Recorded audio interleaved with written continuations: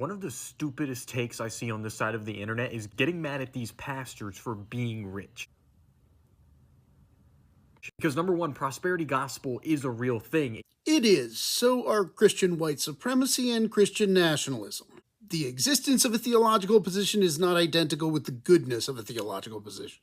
Keep in mind, prosperity gospel is the idea that if you donate money to the church, God will make you rich. So number one, it's pretty effed up to think that the goal of Christianity is becoming rich.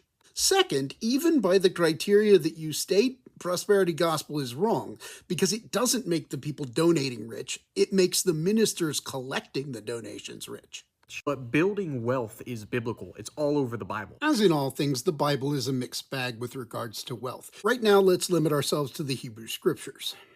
In the story of the patriarchs, wealth can be a sign of blessing. In the wisdom literature of Proverbs, it's assumed that good people will be rewarded with wealth, although one of the signs of goodness is generosity to the poor. But on balance, the Hebrew Scriptures are quite critical of the accumulation of wealth. Note the Torah requirement of the Jubilee year, in which debts were to be forgiven and people were to cede property that they had gained since the last Jubilee year. And the prophetic tradition continually castigates those who accumulate wealth.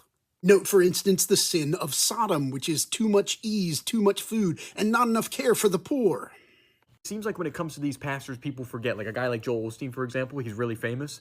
He's a best-selling author on multiple books. Of course he's going to be a millionaire. Joel Osteen sells the idea that you could become rich like him. But you can't become rich like him unless you become another minister who bilks others by selling the idea that they could become rich like you. And if you get rich by selling such bullshit, yeah, you're not a good person. You don't even have to be a Christian to recognize it. This whole idea that God's people should be poor is a lie from hell. Actually, it's a product of the 13th century Franciscan revival. The Franciscans took seriously the idea that you ought to imitate Christ. And the Bible, especially the Gospel of Luke, emphasizes the poverty of Christ.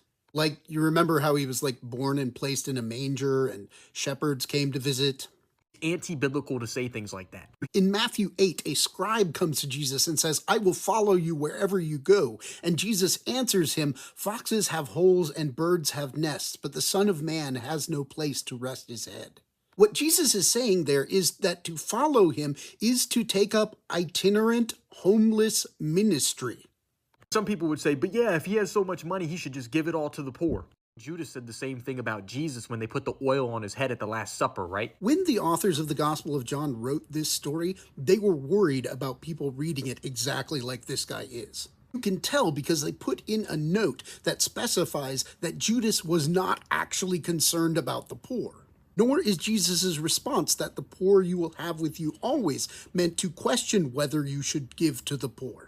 In fact, exactly the opposite. It assumes that the duty of the Christian is in obligation to give to the poor. Jesus' point is to contrast the ministry to the poor, which Christians are obligated to for the rest of history, with the ministry to him, which could only exist until his death on the cross.